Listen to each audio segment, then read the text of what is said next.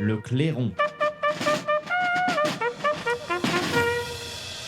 Bonjour Bernard Carayon. Bonjour. Et merci beaucoup d'être avec nous ce matin en studio. Je le rappelle, vous êtes ancien député LR du Tarn, avocat et maire de Lavore. Et c'est à ce sujet, évidemment, que vous défendez l'A69, donc cette autoroute qui rejoint Toulouse et Castres pour lutter contre le désenclavement de cette région.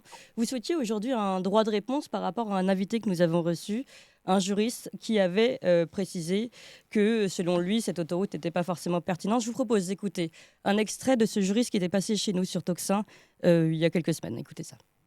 Ouais. C'est les chiffres de la VL, c'est 17 € aller-retour pour une voiture et 40 € pour un camion.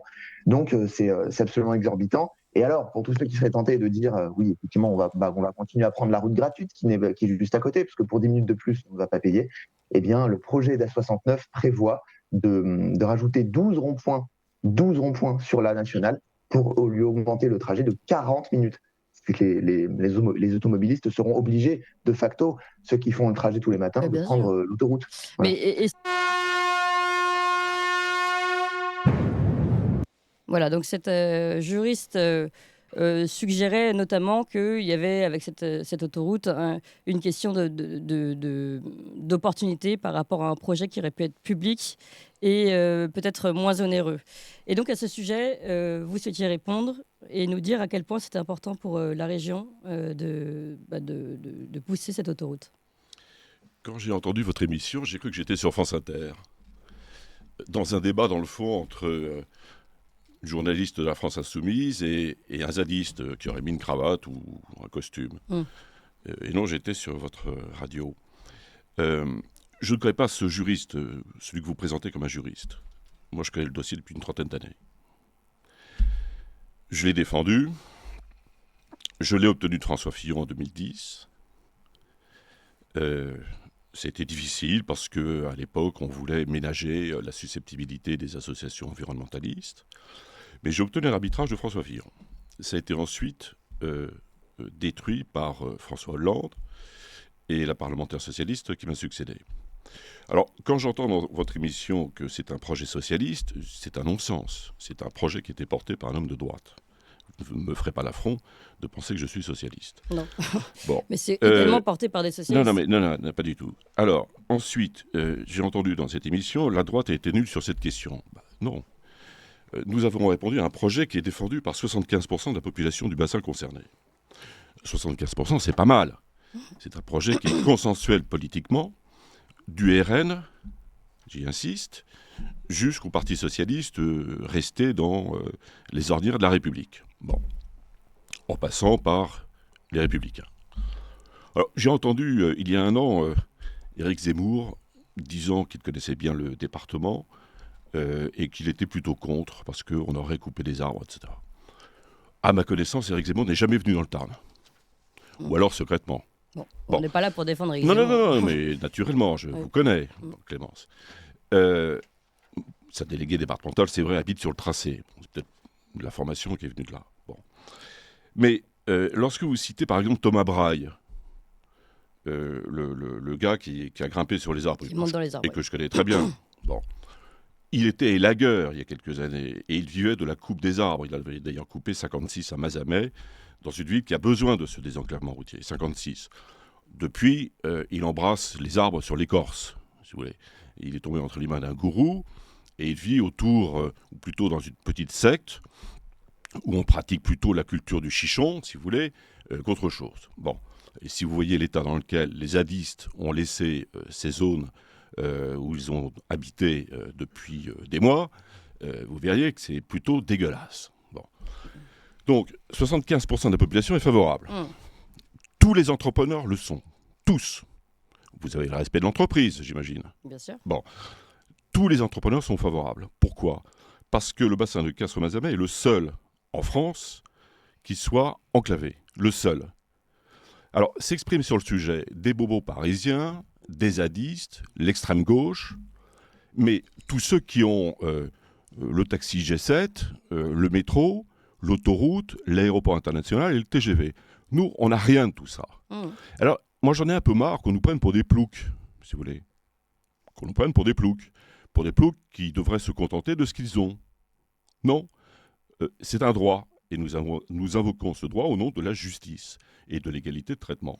C'est la raison pour laquelle j'étais un peu surpris. En plus, dans l'émission, j'ai entendu que le préfet avait signé un décret. Non, quand on connaît un peu la Constitution, c'est le président de la République au titre de l'article 13, et c'est le Premier ministre qui peut signer un décret. Donc il faut être précis sur les termes, il ne faut pas dire n'importe quoi. Bon. Concernant le fond, sur cette autoroute et le fait de lutter contre le désenclavement, ce que j'entends parfaitement, et au contraire, c'est plutôt une très bonne nouvelle pour la région.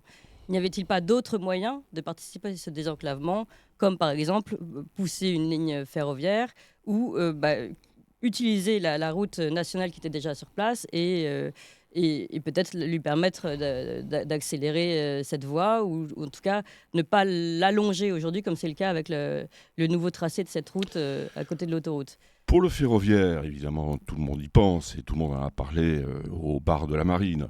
Bon, ça coûterait à peu près 1 milliard d'euros, selon la présidente de la région, et comme toutes les présidentes de région, qui a tous les experts qu'il faut pour faire l'évaluation de ce genre de Carole travaux. Deléga. Oui, absolument. Elle a beau être socialiste, sur ce sujet, elle a eu du bon sens. Elle vous soutient. Non, mais c'est très bien. Écoutez, quand c'est un projet de bon sens, c'est très bien. Non, mais je rappelle juste tout à l'heure, vous disiez qu'il n'y avait pas de socialistes qui soutenaient le projet. Vous savez, Clémenceau disait les voix ne se pèsent pas, elles se comptent. Bon, voilà. Alors, donc, exit l'option ferroviaire. Ensuite, la route nationale 126. J'ai participé au financement du contournement de 2 des villages qui sont sur cette route il y a 30 ans. Bon. On est allé jusqu'au bout des moyens de l'État. Parce qu'au fond du fond, qui paye ? Le contribuable ? Bon. Bah oui. Très bien. L'État n'a pas les moyens. Ou alors, si vous considérez qu'on peut augmenter la dette, les impôts, allons-y gaiement. Bon. Mais l'État ne peut pas payer. Et il faudrait absorber la totalité des ressources d'investissement routiers de l'État sur cet itinéraire de 55 km, ce qui ne se fera jamais. Et ce qui, on est arrivé à une situation de blocage il y a une trentaine d'années, c'est la raison pour laquelle j'ai promu la solution de l'autoroute. Bon. La route nationale 126 elle-même, si elle devait être améliorée, c'est le projet je alternatif. précise, pardon, pour ceux qui nous écoutent et qui ne connaissent pas bien le sujet, c'est une route qui est finalement parallèle au tracé de l'autoroute, ce qui aussi peut questionner en se disant mais quelle est la pertinence d'une autoroute si une route parallèle existe déjà sur place. Alors, et en fait, vous allez nous l'expliquer. Alors la question de la modernisation se pose évidemment, puisque je me la suis moi-même posée il y a 30 ans. Bon. Encore une fois, l'État ne la financera jamais. Bon, donc il faudra attendre 40 ans. Ça va, on va pas attendre qu'on ait 110 ans pour avoir cette autoroute. L'État ne financera jamais la route nationale, l'amélioration de la route nationale. L'État n'a plus de crédit routier, mais depuis très longtemps. Depuis très longtemps. Et tous les gens raisonnables le savent. Donc on est obligé de passer par un projet privé qui est celui de l'autoroute. Oui, qui est financé à 94% par le concessionnaire, à 6% par le contribuable. Bon. L'aménagement de la route elle-même est absolument impossible.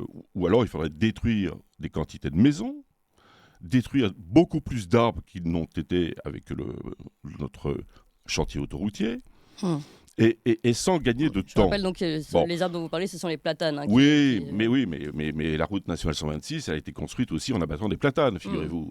Bon, ça s'est fait il y a 100 ans, mais... depuis, il y a de nouveaux arbres. Oui, d'accord. Bon. Alors, qui font d'ailleurs le charme et qui sont un peu l'expression de la... Non, mais je sais, parce que je sais que vous aimez votre région. Donc mais non seulement j'aime ma région, mais je protège mes arbres chaque fois que je le peux. Bon. J'ai entendu votre juriste ou pseudo-juriste dire l'influence de Pierre Fabre.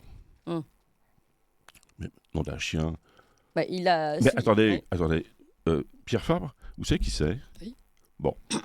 70% de ses emplois sont dans la région Occitanie, 2500 dans le Tarn, et il a tout donné de son vivant à une fondation. Est-ce que vous connaissez beaucoup de chefs d'entreprise en France à la tête d'un patrimoine de 2 milliards d'euros qui donnent tout à une fondation ? Un homme comme ça se soigne. Et il a soigné le Tarn comme personne. Et vous remarquerez qu'à ce moment-là, dans cette émission, si vous avez entendu jusqu'au bout, j'ai justement dit qu'il était tout à fait pertinent qu'un entrepreneur défende l'arrivée d'une autoroute pour désenclaver et faire en sorte qu'en plus l'entreprise et les... Oui, mais dans cette émission, vous avez dit en même temps qu'il y avait corruption. Alors parlez bien dans le micro. Vous avez dit dans cette émission qu'il y avait corruption, arrangement entre amis, et à la fin, vous avez dit collusion. C'est scandaleux. C'est scandaleux. Oui. C'est pour ça qu'on vous donne Je répète, corruption, arrangement entre amis, collusion. Qu'est-ce que vous voulez dire ? Ça, c'est pas moi qui veux le dire, c'est la personne. Donc, si vous voulez, on fera un droit de réponse. Vous l'avez dit, je l'ai entendu. Moi, je suis pas sourd. Oui. J'ai dit, vous dites. Enfin, je reprends les propos de l'invité. Non. Et d'ailleurs, j'ai expressément précisé que cette personne qu'elle était responsable de ses propos, qu'on se désengageait de ce qu'elle pouvait dire en termes sur ces sujets-là. Belle marche arrière. Non. Non. Non, mais vous savez, je suis pas là pour défendre un sujet ou un autre. En fait, ce sujet, on l'a abordé au moins 4 à 5 fois, 6 fois peut-être même, sur cette émission, avec des personnes qui sont pour, des personnes qui sont contre. C'est intéressant de recevoir de tous les bords. Très bien. Oui. Alors, juste concernant la longueur de cette route nationale et le fait que désormais, il y ait 12 ronds-points qui fassent que, malheureusement, ça puisse prolonger cette route nationale qui serait une alternative à l'autoroute payante. Est-ce que je peux avoir un peu d'eau, s'il vous plaît ? Écoutez, les gens qui ne sont pas pressés prendront la route nationale 126. Ceux qui sont pressés prendront l'autoroute. C'est logique, non ? Oui. Et donc, l'autoroute coûtera combien, vous savez ou pas ? Oui, 4 € par trajet, 2,70 pour un véhicule électrique. Il suffit de s'abonner. D'accord. Bon. C'est pas mal, non ? Oui. C'est le tarif moyen. Médiacité a annoncé d'autres tarifs plus importants, mais de toute façon, ça, on ne va pas polémiquer avant le moment de moi, mon information ne se fait pas avec des associations comme La Voix Libre, que vous avez citée, qui est une association d'extrême gauche. Bon. Quels sont les opposants à l'autoroute ? C'est exclusivement l'extrême gauche, les bobos des métropoles toulousaines, parisiennes ou nantaises, et les zadistes. On a vu arriver des gens... On a quand même, nous, reçu des châtelains et des agriculteurs qui s'opposaient. Bernardin Grandot, le châtelain, je le connais. Mais vous savez ce que c'est l'intérêt général ? Il doit prévaloir sur l'intérêt privé. Bien sûr. Je connais très bien Bernard. C'était un ami il y a longtemps, je l'ai revu même. Je suis le seul à le recevoir. Il vient se plaindre auprès de moi. Oui, je sais, il nous l'avait dit. Oui, je suis le seul. On devait même avoir une émission avec vous. Mais je suis le seul, personne ne veut l'écouter. Bon, mais qu'est-ce que vous voulez ? L'intérêt général doit prévaloir. Ça s'appelle la République. Très bien. C'est votre dernier mot ? Mais mon dernier mot, c'est celui du bon sens. Encore une fois, moi je ne comprends pas que l'on cherche à droite parfois, et dans une droite ultra parfois aussi, à emprunter les mots de la gauche. Parce que quand on emprunte les mots de la gauche, on se soumet rapidement aux idées de la gauche. Je vous remercie. D'accord. En tout cas, on ne se sent absolument pas visé dans ce genre de propos, parce que c'est tellement loin de Tocsin, je pense, qui donne la parole à tout le monde et qui justement cherche, à travers les différentes idéologies qu'on puisse entendre, à trouver sa propre opinion, et chacun se fera son opinion, de toute façon, c'est l'objectif. Merci encore Bernard Carayon, maire de Lavore, ancien député LR. On continue cette émission.